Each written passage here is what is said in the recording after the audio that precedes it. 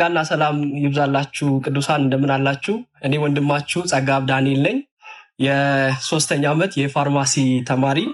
እንግዲህ በአርሲ ዩኒቨርሲቲ ክርስቲያን ተማሪዎች ህብረት ኢየሱስ ለምን ሞተልን በሚል ሐሳብ ለተከታታይ 4 ሳምንታት የሚደረገው መርሃ ግብር ዛሬ ሁለተኛ ሳምንት ነው። በዚህ ሳምንት ደግሞ የምናየው ኢየሱስ ክርስቶስ ለምን ሞተ በሚል ሐሳብ ሁለተኛው የእግዚአብሔር ልጆች ሊያደርገን ሞተ የሚለውን ሐሳብ ነው።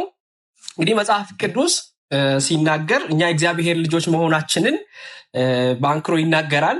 ይሄኛው ደግሞ መጽሐፍ ቅዱስ በጣም በተብራራ መንገድ በጥልቅ ሁኔታ ከሚያሳዩን እውነቶች መካከል አንዱ ነው።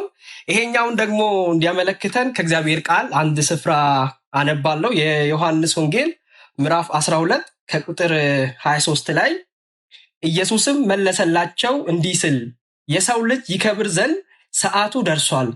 እውነት እውነት እላችኋለሁ የስንዴ ቅንጣት በምድር ወድቃ ካልሞተች ብቻዋን ትቀራለች፣ ብትሞት ግን ብዙ ፍሬ ታፈራለች ይላል።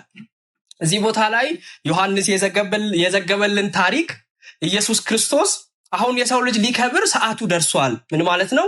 ብዙ ጊዜ ሰዓቱ ገና አልደረሰም፣ ጊዜው ገና አልደረሰም እያለ ኢየሱስ ክርስቶስ ይናገር ነበር። በዚህ ቦታ ግን ሰዓቱ ደርሷል። የምን ሰዓት ሲባል የምሞትበት ሰዓት፣ ለሽማግሌዎችና ለጻፎች ተላልፎ የሚሰጥበት ሰዓት። ከዛ የመሞቱን ዓላማ ሲናገር ደግሞ አንዲት ቅንጣት ስንዴ ወይም የስንዴ ቅንጣት ወድቃ ብትሞት ብዙ ፍሬ ታፈራለች፣ ብቻዋን ወድቃ ባትሞት ግን ብቻዋን ትቀራለች ይልና የሞቱን ዓላማ ያብራራል። ምን ማለት ነው? ኢየሱስ ክርስቶስ ሞቶ የእግዚአብሔር ልጆች የሚሆኑትን ብዙዎችን እንደሚያመጣ የኢየሱስ ክርስቶስ ሞት ዕብራውያን ላይም እንደተናገረው ብዙዎችን ወደ ክብሩ ሊያመጣ ሲፈልግ የመዳናቸውን ራስ በመከራ ሊፈጽም ግድ አለው ይላል። ስለዚህ ኢየሱስ ክርስቶስ የሞተው እኛን የእግዚአብሔር ልጆች ሊያደርገን ከእግዚአብሔር ጋር ጠላትነት ሊያበቃ መጽሐፍ ቅዱስ ሲናገር እኛ የእግዚአብሔር ጠላቶች እንደሆንን ይናገራል። በኃጢአታችንና በበደላችን ስለሞትን ከእግዚአብሔር ስለራቅን የእግዚአብሔር ጠላት አድርጎ ይነግረናል። ይሄን ጠላትነት ደግሞ ኢየሱስ ክርስቶስ አብቅቶ የእግዚአብሔር ልጆች ሊያደርገን የእግዚአብሔር ወዳጆች ሊያደርገን እንደሚሞት መጽሐፍ ቅዱስ ላይ ይናገራል። ዕብራውያን ምዕራፍ 2 ከቁጥር 10 ላይ ብዙ ልጆችን ወደ ክብር ሲያመጣ የመዳናቸውን ራስ በመከራ ይፈጽም ዘንድ ከእርሱ የተነሳ ሁሉ በእርሱም ሁሉ ለሆነ ለእርሱ ተገብቶታልና የሚቀድሰውና የሚቀደሱት ሁሉ ከአንድ ናቸውና፣ ስለዚህ ምክንያት ስምህን ለወንድሞቼ እነግራቸዋለሁ፣ በማህበርም መካከል በዜማ አመሰግንሃለሁ። ደግሞም እኔ በእርሱ እታመናለሁ፣ ደግሞም እነሆኝ እኔን እግዚአብሔር የሰጠኝም ልጆች ሲል ወንድሞች ብሎ ሊጠራቸው አያፍርም ይላል። እና ብዙ ልጆችን ብዙ የእግዚአብሔር ልጆችን አማኞችን በኢየሱስ ክርስቶስ ሞትና ትንሣኤ ያመኑትን በኢየሱስ ክርስቶስ የእግዚአብሔር ልጅነት እንዲሁም ደግሞ የመስቀል ስራ አምነው ኢየሱስ ክርስቶስን የተቀበሉትን ብዙ ልጆችን ወደ ክብር ሊያመጣ ሲፈልግ እግዚአብሔር የመዳናቸውን ራስ የመዳናቸውን ፈጻሚ የመዳናቸውን ከዋኝ የሆነውን ኢየሱስ ክርስቶስን በመከራ ሊያሳልፍ ግድ ሆነበት፣ በመከራ ፍጹም ሊያደርገው ግድ ሆነበት ይላል። ከዛ በኋላ የሚቀድሰውና ኢየሱስ ክርስቶስ የሚቀደሱቱ ደግሞ ከአንድ ቤተሰብ ናቸው፣ ከአንድ ወገን ናቸው። እሱም የእግዚአብሔር ልጅ ነው፣ እኛን ደግሞ ወንድሞቹ ብሎ የእግዚአብሔር ልጆች መሆናችንን ሲያበስር እንመለከታለን። እና መጽሐፍ ቅዱስ በተለያየ ቦታ አማኞች የእግዚአብሔር ልጅ መሆናቸውን ይናገራል። እና ይሄን ስንል ግን ሁሉም ሰው እኔ እግዚአብሔር ልጅ ነኝ ማለት አይችልም። ምን ማለት ነው?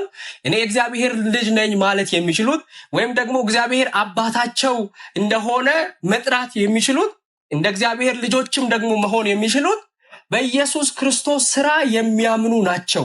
መጽሐፍ ቅዱስ ሲናገር ዮሐንስ ወንጌል ምዕራፍ 1 ላይ ለተቀበሉት ሁሉ ግን በስሙ ለሚያምኑት ለነዚያ የእግዚአብሔር ልጆች ይሆኑ ዘንድ ስልጣንን ሰጣቸው ይላል። ለተቀበሉት ግን በስሙ ለሚያምኑት የእግዚአብሔር ልጆች የሆኑ ዘንድ ስልጣንን ሰጣቸው። ስለዚህ የእግዚአብሔር ልጅ የምንሆነው ኢየሱስ ክርስቶስን በማመን ኢየሱስ ክርስቶስን በመቀበል ኢየሱስ ክርስቶስ የእግዚአብሔር ልጅ እንደሆነ በማመን በማንነቱ ኢየሱስ ክርስቶስን በመቀበል ሌላው ደግሞ ስለኛ መዳን የከፈለውን የሞትና ትንሣኤውን በመቀበል በስራው ደግሞ በማመን የእግዚአብሔር ልጆች እንሆናለን ማለት ነው እና በኪዳን ግንኙነት ወይም ደግሞ ለእግዚአብሔር የተመረጠ ህዝብ በመሆን እስራኤላውያን የእግዚአብሔር ልጆች ተብለዋል መጽሐፍ ቅዱስ ላይ ብሉይ ኪዳን ላይ ስናይ። ነገር ግን ይሄኛው የአዲስ ኪዳን የእግዚአብሔር ልጅነት ወይም ደግሞ በኢየሱስ ክርስቶስ ሞትና ትንሣኤ የተበሰረው የእግዚአብሔር ልጅነት እስራኤላዊ ሆኖ በመወለድም ይገኝ አይደለም። በስጋ ከየትኛውም ዘር ከየትኛውም ወገን ከየትኛውም ቋንቋ በመወለድ የሚገኝ አይደለም። ይሄኛው የእግዚአብሔር ልጅነት በኢየሱስ ክርስቶስ ሞትና ትንሣኤ በማመን ብቻ የሚገኝ የእግዚአብሔር ልጅነት ነው። ይሄኛው አዲስ ኪዳን አበክሮ ይናገራል ሁሉም ሰው የእግዚአብሔር ልጅ እንዳልሆነ። ይሄኛውን የልጅነትን ስልጣን ለመቀበል አንድ ሰው በኢየሱስ ክርስቶስ ሞትና ትንሣኤ ማመን እንዳለበት። ስለዚህ ኢየሱስ ክርስቶስ ለምን ሞተ ሲባል መጽሐፍ ቅዱስ የሚሰጠን ሁለተኛው ወይም ደግሞ ሌላኛው እውነት የእግዚአብሔር ልጆች ሊያደርገን ከእግዚአብሔር ጋር ሊያወዳጀን እግዚአብሔር አባትን አባት ብለን እንድንጮ የልጅነትን መብት ሊሰጠን እንደሞተ ይናገራል።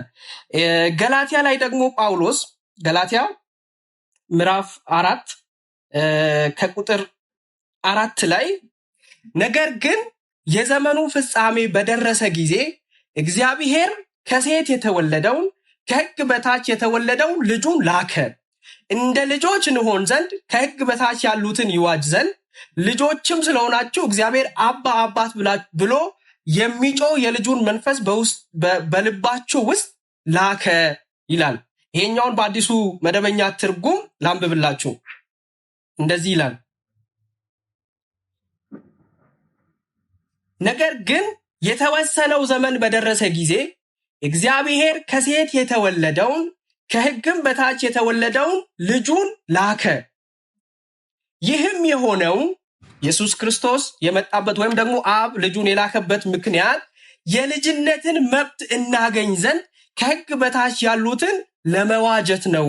ልጆችም ስለሆናችሁ እግዚአብሔር አባት ብሎ የሚጮህ የልጁን መንፈስ ወደ ልባችሁ ላከ ይላል እና እግዚአብሔር አብ እኛ ልጆቹ እንድንሆን ዘመኑ በደረሰ ጊዜ ነቢያት የተናገሩለት ካህናት የተነበዩለት ሌሎችም ብሉይ ኪዳን ላይ ያሉ ሁሉ የተናገሩለት ጊዜው በደረሰ ጊዜ ከሕግ በታች የተወለደውን ወይም ደግሞ ከሴት የተወለደውን ልጁን ላከ።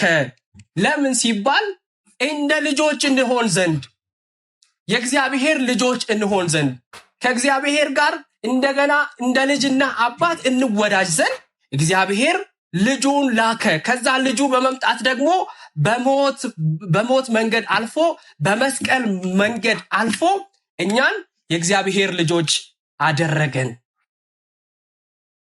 እናም እኛ የእግዚአብሔር ልጆች እንድንሆን እግዚአብሔር አንድያ ልጁን በመስጠት ያንን ሲያደርገው እንመለከታለን።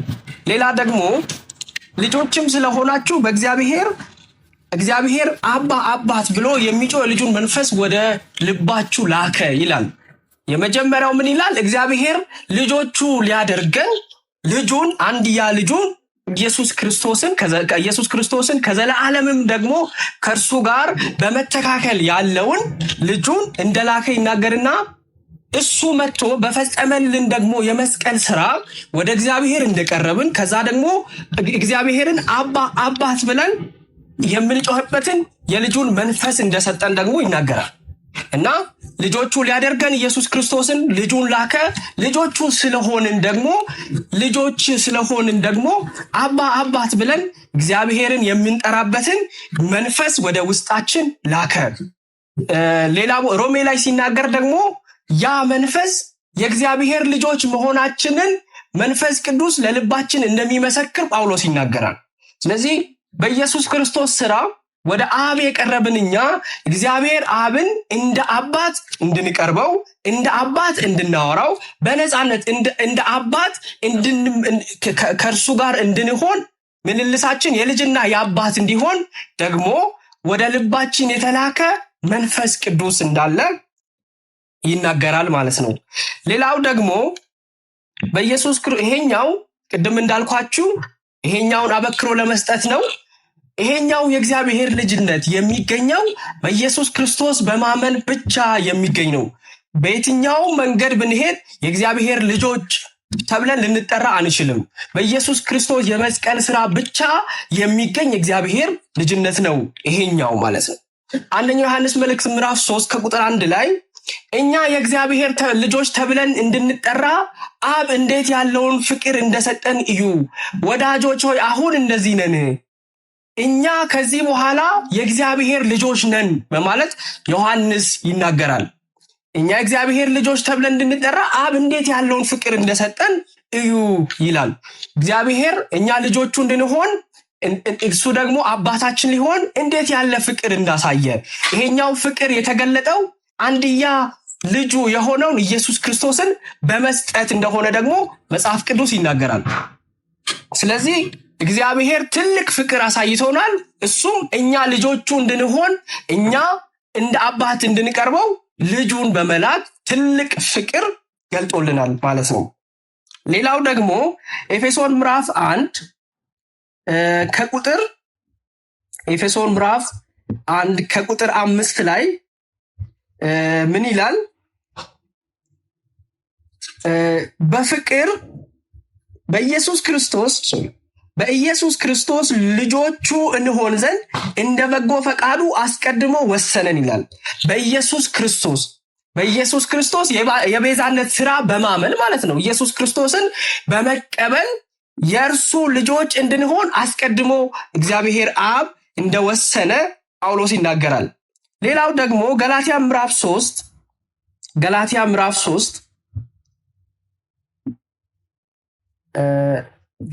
ምዕራፍ 3 ከቁጥር 26 ላይ